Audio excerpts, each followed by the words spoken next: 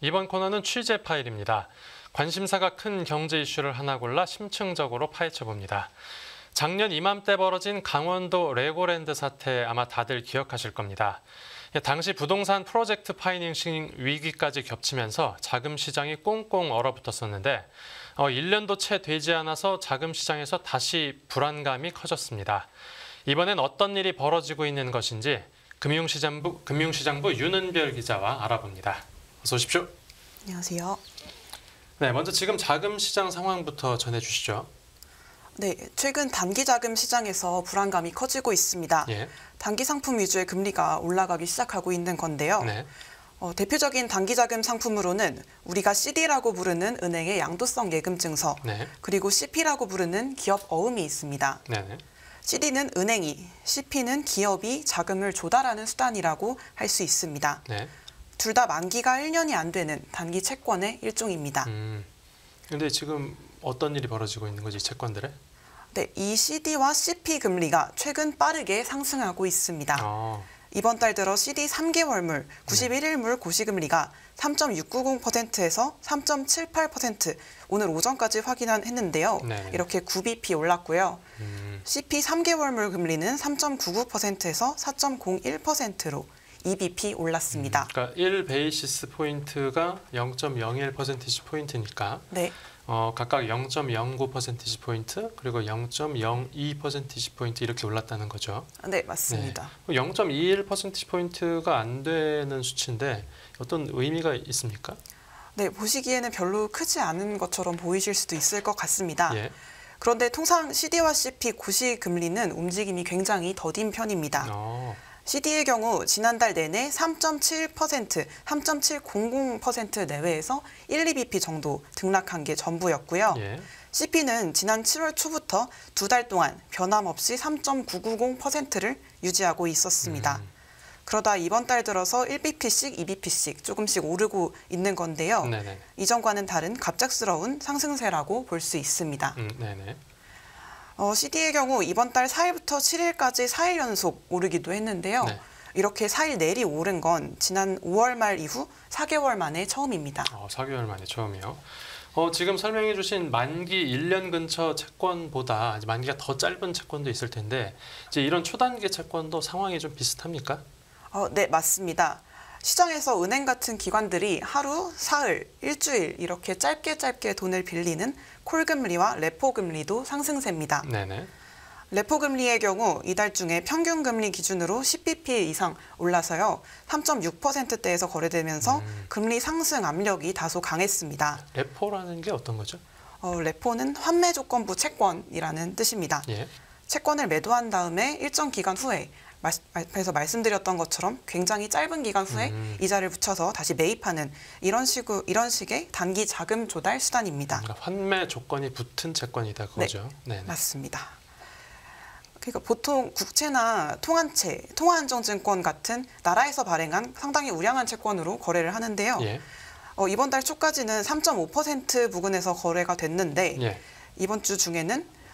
저번 주 중에는 장중에 한때 4%대에 거래되기도 했습니다. BP로 따지면 아까 말씀하신 0.01% 단위로 따지면 50bp 이상 튀어올랐던 거라고 할 수 있겠습니다. 0.5%씩 포인트죠? 네, 네네네. 맞습니다. 그리고요? 네. 이런 단기 금리 같은 경우는 초단기 금리 같은 경우에는 은행이 지급준비금을 맞추려고 조달을 꼭 필요로 하는 그래서 수요가 몰리는 월말 월초가 아닌 이상 이렇게 금리가 오르는 경우는 굉장히 드뭅니다. 이례적인 상황이군요. 네. 네네. 그 콜금리도 또 상승을 하고 있습니다. 네. 1일물 평균금리 기준으로 말씀을 드리면요. 콜금리 역시 3.5%대에서 10bp 이상 오른 3.6%대의 평균금리를 기록하고 있습니다. 근데 이런 콜금리의 경우에는 한국은행이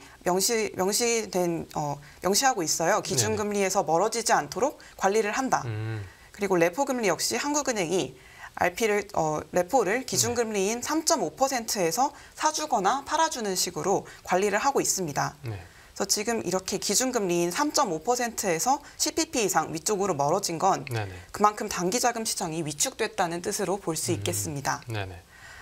지난해 말 강원도 레고랜드 사태를 계기로 자금 시장이 얼어붙으면서 단기 금리가 크게 상승했었는데요.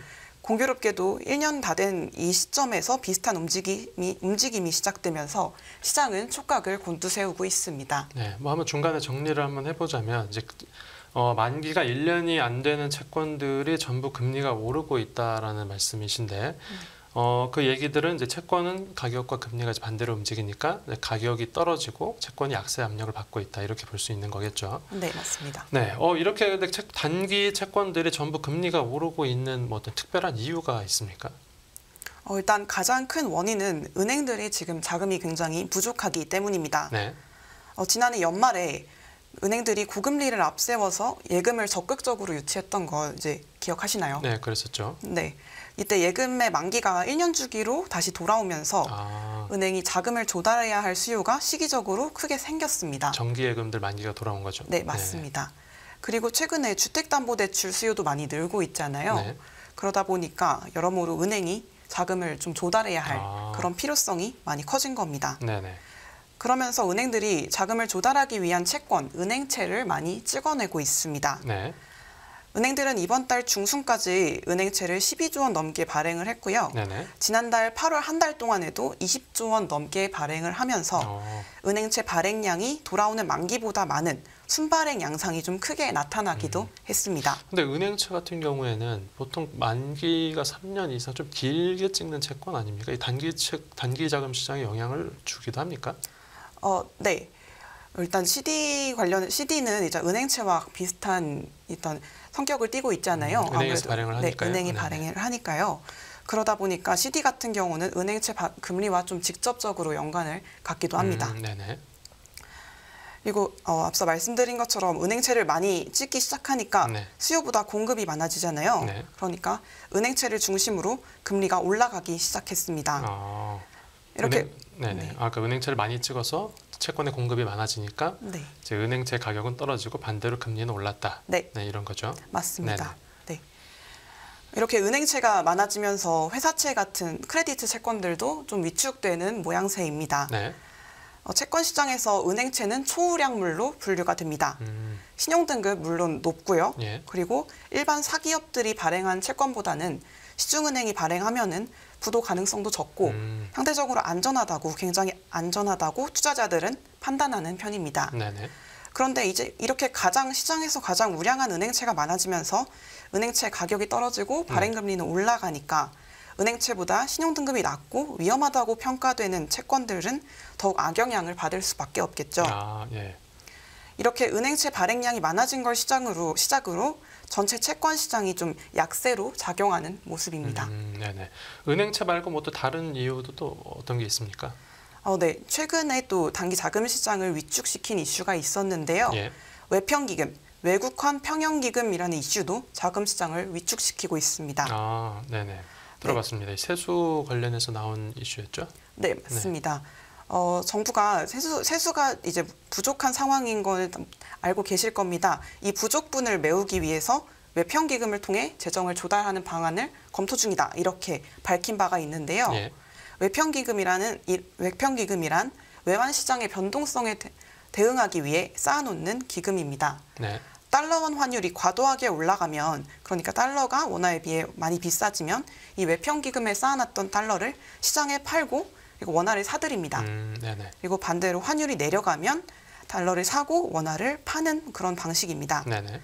근데 이렇게 올해 들어서는 이제 환율이 1,300원대에 거래가 되고 이제 많이 올랐잖아요. 그렇죠. 그러면서 외평기금에서 달러를 팔고 원화를 사들이는 식의 대응을 많이 해왔습니다. 외평기금에 이제 원화가 많이 쌓여 있었던 상황이네요. 네.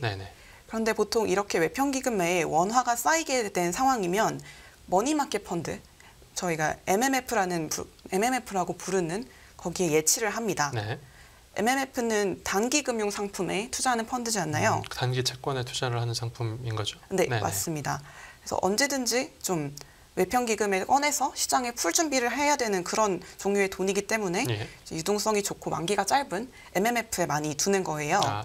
네, 그래서 외평기금에 있는 돈을 빼서 세수 부족분에 채워서 조달을 한다면 외평기금이 MMF에 맡겨둔 돈이 그만큼 빠져나간다는 이야기로 시장은 받아들일 수 있는 겁니다. 그런데 이렇게 MMF에 있는 돈이 감소하면 단기 금융 상품을 받아줄 수요가 감소한다는 의미도 됩니다. 단기 금융 상품 그러니까 사줄 수요가 줄어든다 네, 그거죠? 맞습니다.